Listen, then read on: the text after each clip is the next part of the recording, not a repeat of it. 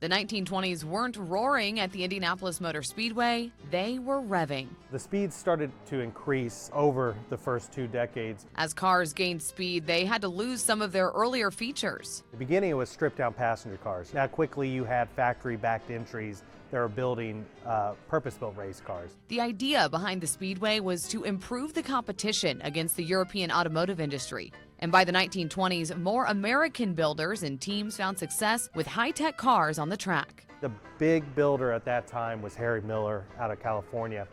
And this right here is the 1928 Miller front drive that Leon Duray qualified on pole with. Set both the 1 and 4 lap track record, had a 4 lap average in the 122 mile an hour standpoint. But the biggest change of the decade wasn't on the track, it was who looked over it. Eddie Rickenbacker bought the track in 1927. Rickenbacker was a participant in the early Indianapolis 500s as a driver. But then when World War I started, he learned how to fly airplanes and became the leading flying ace during World War I, winning the Medal of Honor. So he became a bit of a war hero, a nationally renowned figure. Rickenbacker owned the Speedway from 1927 to 1945. His biggest impact may be the safety improvements he made to Indianapolis Motor Speedway. He added what we now know as the caution lights or the warning lights around the Speedway, which are still used in tracks across the world today. He was the first owner to pave the track in the corners at first and the back straightaway. One of the earliest ideas he had for it was a hole-in-one. If you're swinging a golf club at the Indianapolis Motor Speedway, you can think Rickenbacker for it. The 1920s also introduced the Indianapolis 500 to a wider fan base.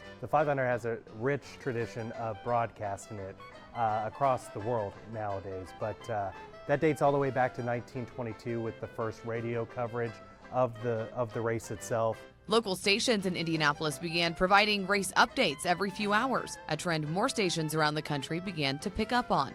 More than 100 years later, it still plays a pivotal role throughout the month of May through IndyCar radio. There's a lot of people, when it comes to the radio broadcast, that have it close to their heart and their experience on race day.